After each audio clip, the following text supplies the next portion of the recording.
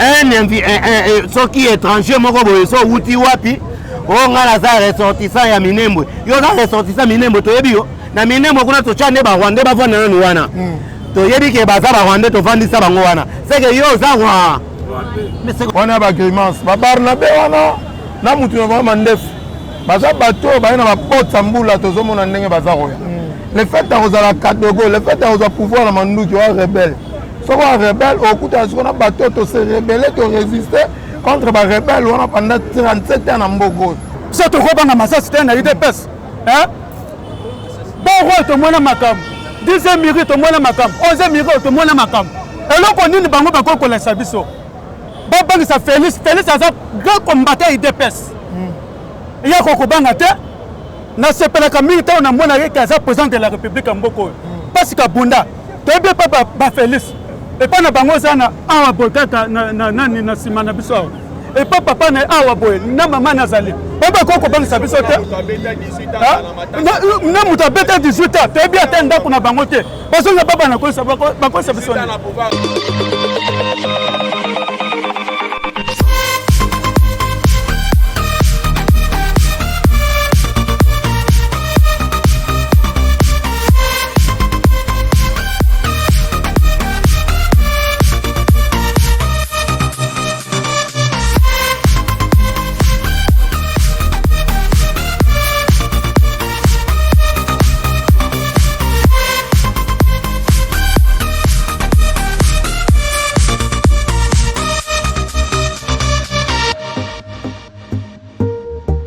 Très heureux de savoir que vous êtes très nombreux, fidèles téléspectateurs. C'est votre humble serviteur Kak Sakadima, le motivateur de la presse congolaise, Kaneto Salara. En plein boulevard Lumumba, tout est aussi à la bine Moussala Kitoko, Robotin d'Arabiso, journaliste Moussa Neza à terrain, Koluka d'information. Il faut être journaliste d'investigation, des fois ça nous fait à l'aise. Nous sommes les journalistes d'investigation. Tout quitter le terrain pour parler avec la population. Notre travail, c'est de faire parler la population. Il y a la population qui vit en Nini, il y a tout ce qui population dans la poste à Nini. Saviez-vous bien que l'actualité est belle, mais je vais plus démarrer dans l'actualité à Liboso. Il y a un certain monsieur de l'FCC, un certain monsieur mais aujourd'hui, chose grave,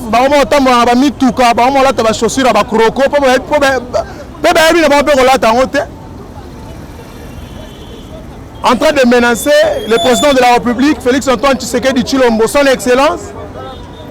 Le papa scolaire, papa à gratuité scolaire, combattant. Sans plus tarder, on va parler avec la population. Merci à tout le monde qui nous suit à ce net moment. Merci à mon boss Dani Boli qui est le patron sur Mesure Taille S, mon et à maman Nana Boli qui a. Abonnez-vous massivement sur votre chaîne DN Show Télévision. DN Show Télévision, chaîne où la binobe information, il y a solo. Si je n'ai pas partagé, il y a le Zali.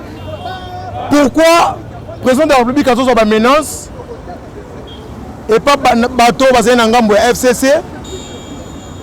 Et pourquoi Bernabé, il nous signale déjà bien avant que le président va être assassiné? Pourquoi M. Bernabé a donné la menace? Ce n'est pas le président de la République, son excellence, M. Félix Antoine Tshisekedi Tshilombo. Sans plus tarder, fidèles internautes, abonnez-vous massivement sur les antennes de DN Show Télévision. Et moi et vous, on se retrouve tout juste après. Merci. Oui, merci beaucoup, fidèles téléspectateurs. Quand que nous allons parler dans le sujet de Bernabé, parce que Azo a agressé chef de l'État. Azo bimisa maloba BNT. Azo averti déjà que le président va l'assassiner. Donc, fidèles internautes, abonnez-vous massivement sur les antennes de DN Show Télévision. Merci à le coach Ricardo Fouca, le grand coach, le coach de leur coach. Merci beaucoup. Boss Montier, ton fou, depuis quelque part, je vous salue. Bonjour, papa. Ouais, bonjour, de journaliste. Bonne santé. Papa, en pleine matinée, tu es la CG. En pleine matinée, tu es la CG. Maintenant, il y a Barnabé. Azo menacé chef de l'État à avertir Bino déjà combattant, à avertir les journalistes que ceux qui président de la République a sali erreur ou bien a sali Bozoba a rejoint Mbouma. Et tant que bino ba combattant, bozo gérer ma monde. Wana za ba grimace na zongi moi sima. Na comparer na message à Kabunde Walesa. Donc c'est le côté ni les sans effet. Ceux qui ba na ndenga Mbouma ba sali plus de 30 tentatives à kolwa Obama Monzamboka. Dans Monzamboka na minute azana na couverture totale ya Nzambe. Donc Nzambe mazo battre le fait seulement à sa première chef de l'État na Mboko. On a eu pouvoir à prêter serment en bonne et due forme. Et j'insiste à Jouango na Mindu quitté. À Jouango légalement, constitutionnellement. À dédier Mboko à Sengel Bamiyibi Nyonso Baleka pardon. Nzambali Mbisa. Et à Pierre Mboko na contrôle en Nzambe. Donc il y a ni les sans effet. On a bagrimance. Barnabé wana na mutu na vraiment ndef. Baza bateau ba na ba porte Sambula tozomo na ndenge baza roya. Le fait à la Kadogo, le fait à pouvoir la Mandou qui est rebelle. Si on est rebelle, au coup de bateau, tu se rebeller, tu résister contre les rebelles pendant 37 ans en Mbogo. Et puis, on ne sait rien. Il y a des maloba, on va mettre chef de l'État. Qu'il neige ou qu'il pleuve, les journalistes. Il y a des gens qui ont réseau Panzan. Bon, on y est Panzan. Bon, il y a des gens qui ont un pauvre. Les ayaka encore tout le monde peut aller là les éloges grave encore moi na ma yo zui ba voter yo bombanga ina bana na ngami bale moko ya yete na biloko na ngai na mwasi na bandeko na ngabu ya encore angwa siko yo tozo bomba yo ozokobele osane tu amwa sango kolega lega yo lo bane boy ba obenga ilunkambo boy ba obenga boy jani mabundi boy apoy balobela tata wana sena ndoki wana ye pe dossier ali kalate oboyi si otozalaka na mariage yango obali mwasi azobota te obali mwasi azobota azolia bana tokontinue obandeko kombata rien donc voilà tozopanza mpo boro asenga tosécurise eza na eloko mosusu te na corps wana oyo babrandisaki partout na bainternet devant les chefs de l'état soki 3 4 5 batémoin baza te accord ezaka batela ngai mwana mai tozobatela ozoluka oboma mokonzi ozotinda bato no barespecte mokonzi te tozopanza eloko wana pour créer une nouvelle majorité qui sera ici après concertation de l'Union sacrée nationale. Mais c'est pas du gâteau aussi, hein, pour ils sont sommés, c'est pas du gâteau, il y a des procédures. Non, mais je vous cite déjà une de ces procédures. Lorsque la crise persiste entre le gouvernement qui a son chef exécutif Fachi lui-même, il y a un chef exécutif à constater crise entre le gouvernement et le parlement, c'est clair. Il faudrait qu'il y ait d'abord la persistance. On a démontré la persistance. Ouais. Chef de l'État, Nani Pepe Ilunkamba, Akel Lubumbashi. Chef de l'État a nommé les généraux, a nommé les magistrats. Yoye, au lieu de mon continueur exécutif, au-dessus porte-parole na yo a diminué chef de l'État qui au nom de quel droit boyeboy. Après comment nous au coup de un conseil des ministres. Tu as un conseil des ministres va épuiser ordre du jour prévu. À l'ordre du jour. Nana Rigambolo va lever séance. Pire encore, chef de l'État a bengisi batu nyonso yoza premier ministre. Pour prendre part à la prestation de serment, oyokeli mutu moko ya mukonzi na ye, un sénateur a vu na chef à gouvernement, nani a mukonzi. Ilunkamba mais oyoki masolo ki ngakati. Oboyi na yo koya, o se courber na inférieur na yo, pendant que supérieur na bengi. Na ye de loro mususu. Donc landa yo moko na hôtel so ko biso omoni biso na IDPS. To vanda to ozwa cour. Nous sommes des constitutionnels. Beaucoup de matière. Ah, tu as des bateaux, des bateaux, des IDPS, tu as un article par article. Tu converras dans la constitution. Tu as des chambres au parlement. Tu as un ordre. Bokende, Bosala, Balobi, tu congrès. Tu as un ordre pour faire passer. État d'urgence au Mboka a décrété. Boye boko luga tata wana libandi o afinga batu ba minable akokanga ma dossier na yali.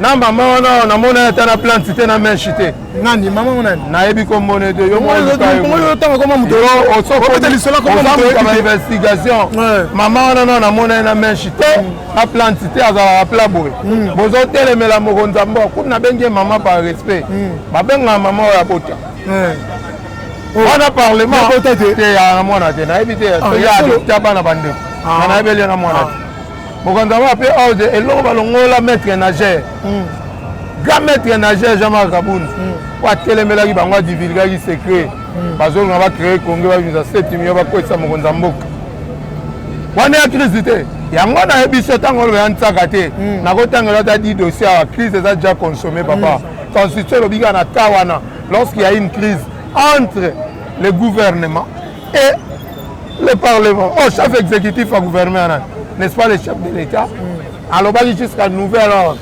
tokota na conseil des ministres ezokota ekota te et puis avant tikela pepe ilumba kamba il faut azala soit empêché soit mission yebisi ya kamba mais c'est lui qui oriente, qui coordonne, qui dirige le conseil des ministres.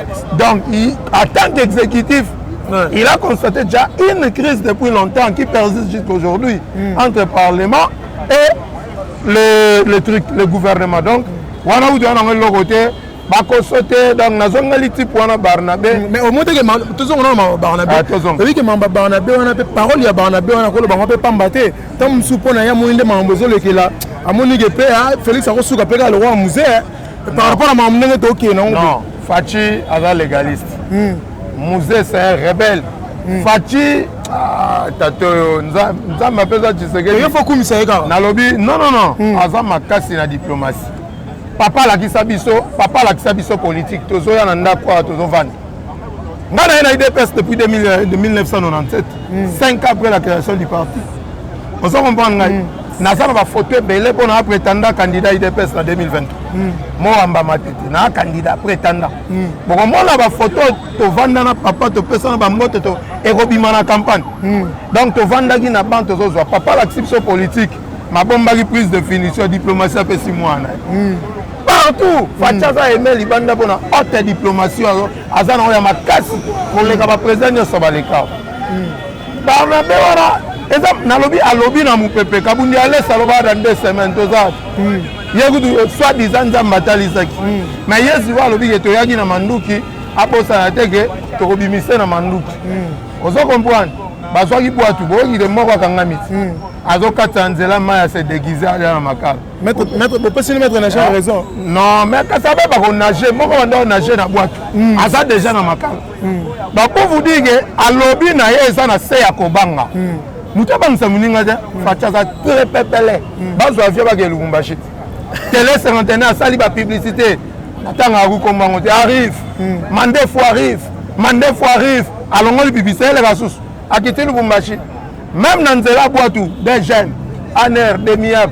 ba service spéciaux nyos kabila bimata fa bima fo mo nzamboka bon natanga merci comme mon kanambe ba abimati na minute politique comme lengi ndeko journaliste. Merci beaucoup. Na minute politique comme lengi on biso to s'informer toujours dans chaque jour na journal na 5000 chaque jour. Voilà. Donc poto la kisabino ke ba combattant et ya koyemba te ya kolobate on s'informe à chaque instant au même sonnerie ya Fachi.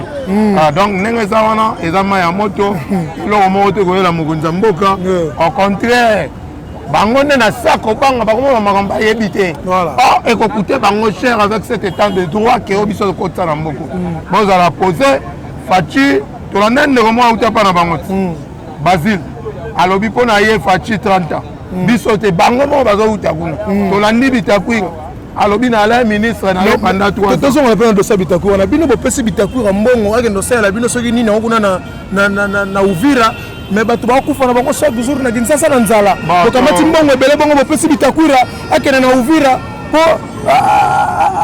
a défendre ka kuma mokonza mbongo to zonga na likambo lobi ba pesi mbongo toza l'unique le seul parti apesa polote apesa mais azalaki envoyé spécial ya chef de l'état na Uvira na lobby boy bitakwira lobby bien asaleli bango petro asa libre toza na liberté d'opinion liberté de choisir ton parti politique donc il a ce droit tant à mon côté on a un régime à Makila. Faut un régime où il y a démocratie. Non non. Tu as débauché. Ceux qui FCC est une personnalité juridique. FCC, il y a un informateur à dénicher vraie majorité. Il y a un facha côté va comprendre. Facha côté on a un poto, va jamais qu'il non le rapatoire. Bah oui ici maman ton facha il faut qu'on nomme informateur na poto. Tu as déjà majorité. Mais ça la majorité ici de quelle plateforme? Plateforme oyo eza na aucune personnalité juridique. Il y a un biso tu as constitutionnaliste, tu as légaliste. Tu as bango na constitution pour que et se confirmer que le faut informateur a déniché vraie majorité après consultation. Moutoutou les gars qui ont mis communion dans le bureau, faut informateur. Moutoutou les gars qui ont consultation mis communion, faut informateur. Et la habitakou, et la Denis Gambay, et la Ngoïka Sanji, bango tout va vivre faut informateur. Et la bisote. Voilà. Merci beaucoup Ndeko. Merci beaucoup Ndeko. C'est la démocratie. Moi quelques minutes à côté pour sur la masolo, moi il y a bien pour fondre un pénal poto. Problème est OK. L'IDPS devise était non bon. L'IDPS est vaincant. Tu vaincre le pouvoir maintenant, tu vaincre à 100%. Pour en dessous, non, faut dire l'IDPS a vaincu. L'IDPS est vaincant. Il faut que combo la batoua. Tant que tu as 100% majorité, l'IDPS a vaincu. Voilà. Merci beaucoup Ndeko. Tu écoutes en après. Ndeko, il y a un peu de PC là. Les gars nous boyent. Les gars nous boyent. Mote Ndeko. Mote papa. Comment on a Levi Mukuna? Levi Mukuna. Tellement bien, ça a peine à l'aise. Tellement noir. Ouais. Tellement noir. Le monde a un chapeau. Ouais. C'est bon, on a ôté. Bon Ndeko. Ouais. On a bien. Oui, on a bien. Ndeko Barnabé, tu as intimidation ou bien avertissement ou bien à Chebinora, gris nebiso la kinote le bara. Ah gris lengi sabino nan. Mon biso na IDPS to banga raté. Bobangi déjà. Non biso to banga raté. Bobangi déjà pour le bidé parce que papa journaliste Zélan n'a expliqué yo IDPS. IDPS Nicolas une pour la démocratie et le progrès social. IDPS depuis to banda na Mobutu, tinande to komi na Joseph Kabila. Et là moko Joseph Kabila ko sa biso na mboko azate. Kaka ndenge batiki biso à l'aise. Ndenge pe to ko sa pe à l'aise te na suka. Ozala batiki bino à l'aise. To za à l'aise vraiment to bangelo mote. Le bano ndeko bana. Alors big président sera sakani en Mbuma. Cela veut dire en terme na Mbuma na ndenge biso ba kino to le bara ke kidu. Mbuma cela veut dire taya. Cela veut dire Mbuma quoi donc taya.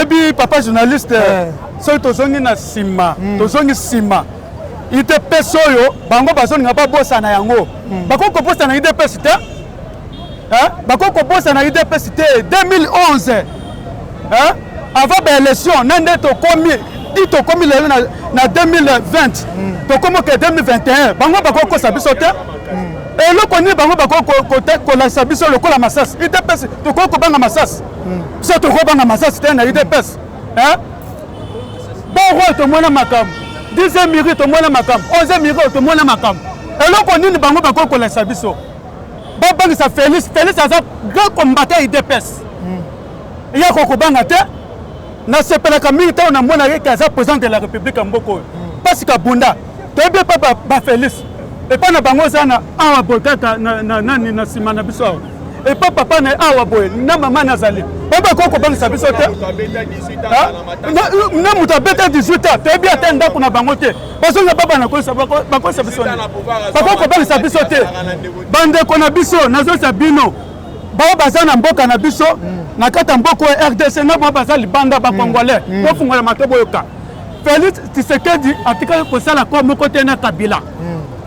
Mais le coup la biso tozaki na présidence le coup la conseil lobby na article 78 lobby boy on a cause premier ministre il faut tous à la 251 députés mais tu raté qui majorité parlementaire Félix le 24 janvier a symbole le boko abi boya to sangana to kene liboso bango balbi mbati to kenete ce que Félix a tika pouvoir pour na bango baboyi non to kene batef cc bandimi ce que to komi ko kende malamu bamoko bakomi ko bebisa lisusu ce que président de la République bano bete bango maboko non bango bilo onyo surtout bazo sala wana to yebi yango article 64 zolo baboye un groupe nyonso tout individu bango nyonso tout bakolinga kozwa pouvoir par la force bakozala puni bato ebele wana toyebi bango mais gouvernement nano evanda ya union sacré ntango ekovanda tokolandela makambo wana. Voilà, merci beaucoup. tokoki kobangela omo te. Voilà, merci beaucoup. Malgré question nango okima ngo mwa moke par rapport à Barnabé. Loba papa nazali awa loba nakokima te loba. Nabi Barnabé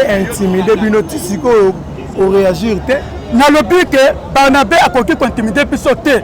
Ese UDPS ezali une grande partie. Avertir bino to intimider papa okoka te UDPS bakokaka yango te nazo basolo intimider banani ya intimider biso azobanga basi te esi omoni UDPS eza okufa biso UDPS tobenga na badepute yazalaki Barnabé amonaki te papa tika biloko mosusu oyo baleka na tv bazoloba epesa biso bakanda epesa biso toza bagrand combattant tosouffri mingi mpona partout tosouffraki mpona ke tozwa changement lokola bandoki ya mboka bazali bazolinga kozongisa makambo ya nani vision chef de l'état na nsima nde yango chef de l'état alobi cette fois-ci nakozonga nsima te nazokende liboso papa nazo biso ke ndeko Barnabé eza ndeko Shadari baza te na force te ya kolonga biso UDPS ata force moko eza te omoni drapeau UDPS omona yango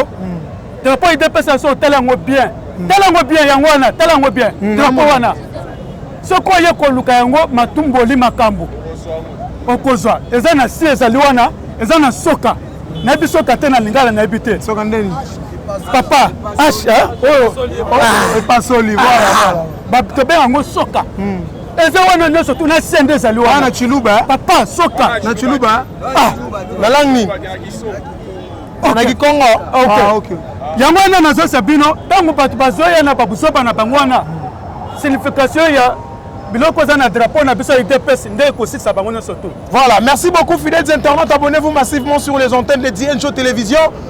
Moussa la biso za recevoir la population, Moussa la biso za ya critiquer te, mais recevoir la population et puis ya recadrer bato ba obunga kozong sa bango na nzela parce que toyebi bato musunde ba yaka na mboka o pendant 18 ans.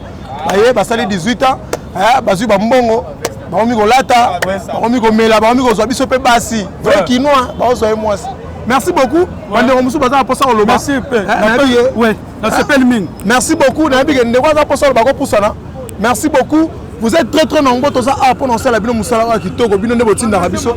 Poto sala bino musala wa kitoko. Fidèles internautes, abonnez-vous massivement sur les antennes de DN Show Télévision. On se retrouve juste après. Oui, le grand coach Ricardo Nakati Alongo la biso, le grand coach Ricardo Fouka, le coach de leur coach. Merci beaucoup na ensemble mon coucou nous était à Malili. Merci na maman nana bolika na bi ke poza vraiment ebele musala biso zande ya terrain. Journaliste musala na ya terrain ko ya ko ramasser pe ko parler ba information ko traiter pe ko diffuser. Mbote ndeko. Mbote papa journaliste. Ndeko oza moko ya ba UDPS comme on nani. Naza combattant comme na ngai Kiza Gloire. Kiza Gloire.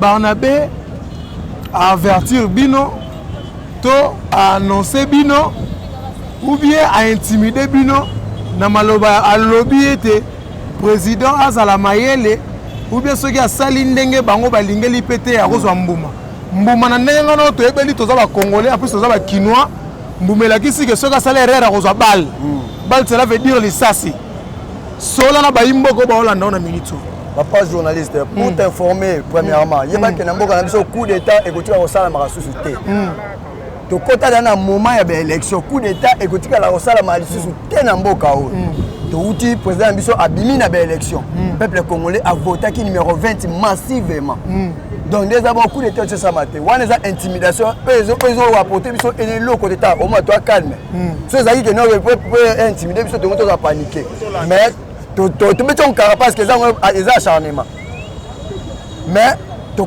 recadrer biso ba intimider biso ta ya recadrer siko yango posa liboso ka recadrer pour toi bisaye que non asoki azana posa ya koyebana aluka koyebana ndenge mususu na ko sala ba déclaration inutile te peuple congolais doit comprendre que non bango nyonso wana ba coopérer na politique baza ba politicien te donc asoki ana posa yebana aluka manyam so koyebana mais oya koluba que non aluka coup d'état et pas chef de l'état et simbaté ndenge za bongo abosani makambo mais opération toyebi ndako koya abongama opération nini toyebi ndako Oh, besoin de l'angle sous.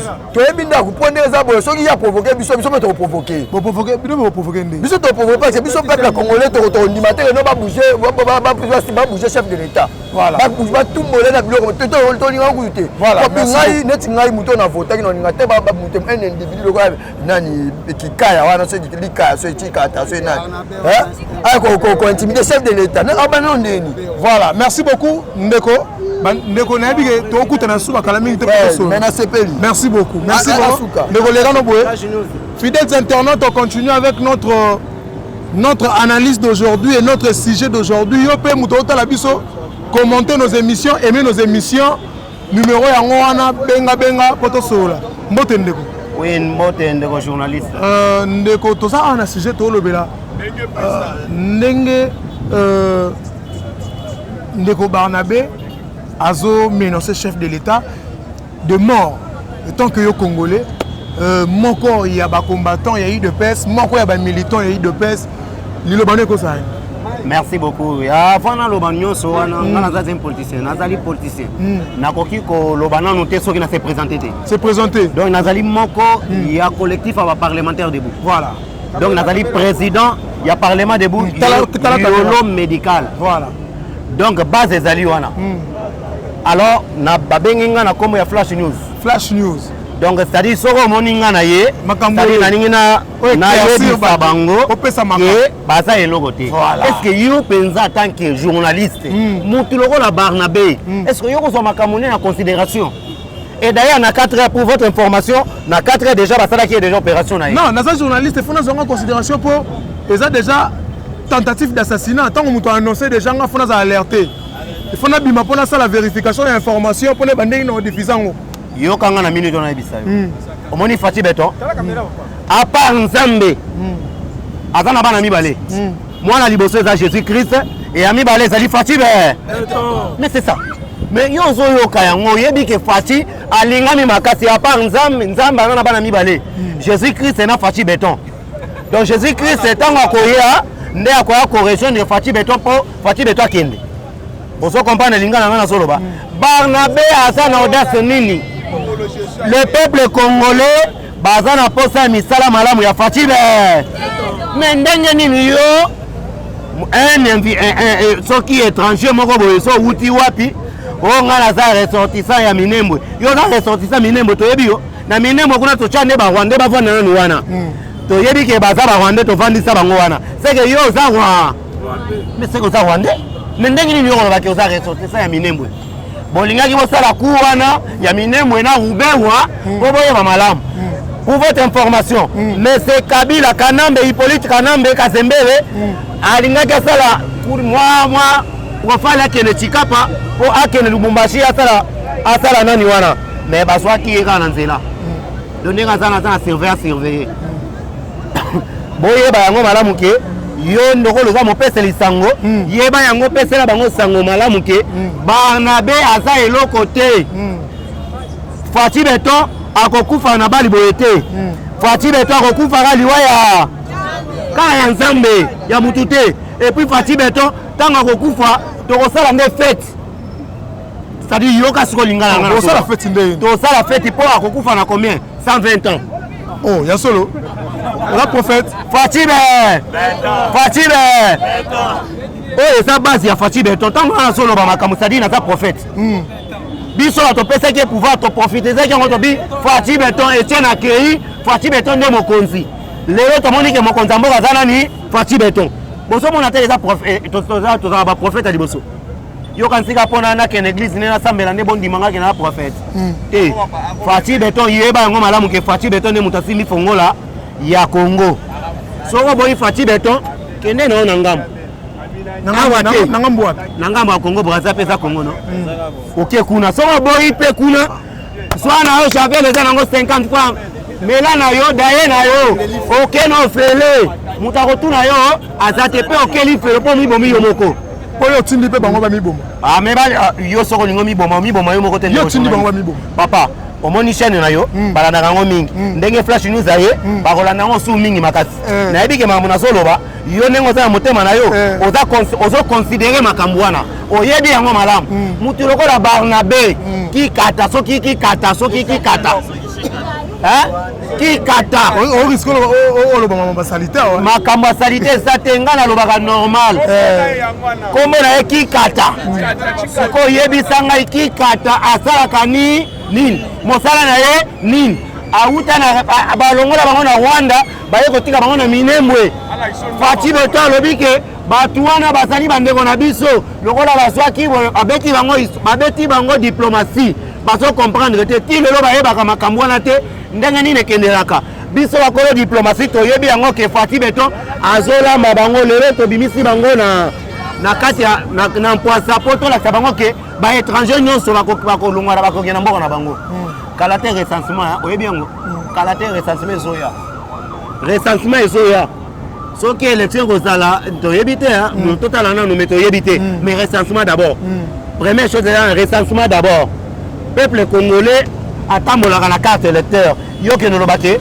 azwa carte wana nde atambola yango po bapolisier bakangaka ye neti nga boso natambola carte électeur jamais policier so kanyinga nga na kotelemela yo ta ngo na yeba ba droit ma makambo ebele olobani so kutana naza na constitution na kati ya mutu na ngai nde nazaka boye flash news aza na constitution na mutu na ye donc soki parmi bato nazoyoka mwa makelele moko bondeko journaliste tika na efsa bino naloba te naloba te nazoyoka makelele moko boye soi-disant mutu wana auti soki na Sénégal azoloba ke ndenge eza wana lokola bango baconsulte bango bayete bango na mutu na ye lokola basala bakabali wana Rwandais na Sénégalais basali bakabali wana bapesi ye mbongo alia azoba nini lokola bango baparticipe na consultation te donc makambo wana eza nini yo za nani un Sénégalais est-ce que na Sénégal kuna élection ezalaka te est-ce que yo kuna Sénégal ata mutu moko akopona yo akovote yo toyebaki yo tobendaki yo na malemba akevanda na biso awa okoki pe école te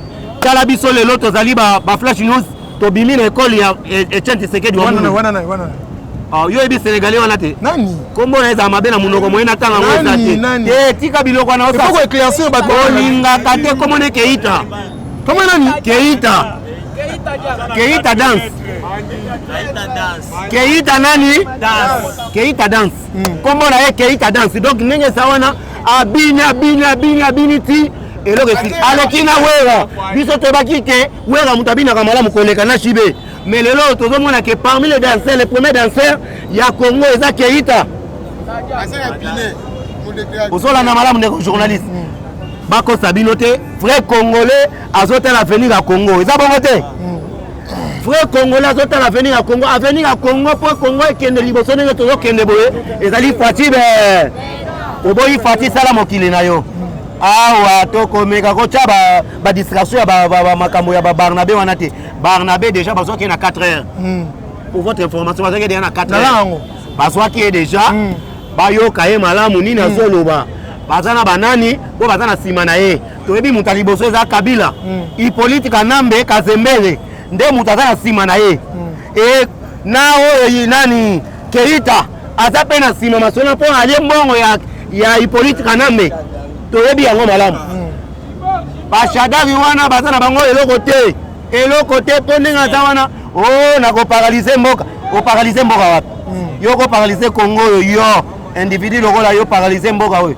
yokosimba te tozo arlete bango bana poto na chaîne bino bolandaka mingi DN Show télévision ouais yango wana so bomoni flash news na bino atemi lelo boye bake masolo ekomi donc masolo ekomi elengi ndeko journaliste merci beaucoup flash news nayebi ke tokuta noso siko mpona sujet mosusu kokee mosika te zalaka po tobala ma mosusu siko wana nde sikoyo kozala plus grave mais wana nakopanza bango te kopanza te wana kopanza bango oyebi napesa prophétie nalobi ke ndenge eza wana nani titre ayibi yo ya bana oyebi ke panza na mokili mobimba kolo dossier ezaki ngai voilà merci beaucoup fidèles internautes vous êtes très nombreux. C'était bien votre humble serviteur Kak Sakadima, le motivateur de la presse congolaise. Abonnez-vous massivement sur les antennes de DN Show Télévision. Abonnez-vous, commentez nos émissions, aimez nos émissions, parce que c'est ici que ça se passe l'actualité. Un journaliste, son travail, c'est à quitter le terrain, qu'on balaye, qu'on ramasse des informations, qu'on traite et puis à diffuser. Merci beaucoup. Vous avez vraiment un bel parole au centre depuis quelque part. Merci à les boss Mathieu Tonfoumou. Merci à les grands coachs Ricardo Fouca. Merci beaucoup à mon boss Danny Boli qui est le patron sur mesure taille S. Merci à maman Nana Boli qui a vous été très nombreux, pardon. Jesse Matador, il était derrière notre caméra, un caméraman de luxe, un caméraman très propre. Moi et vous, on se retrouve au prochain numéro. Au revoir.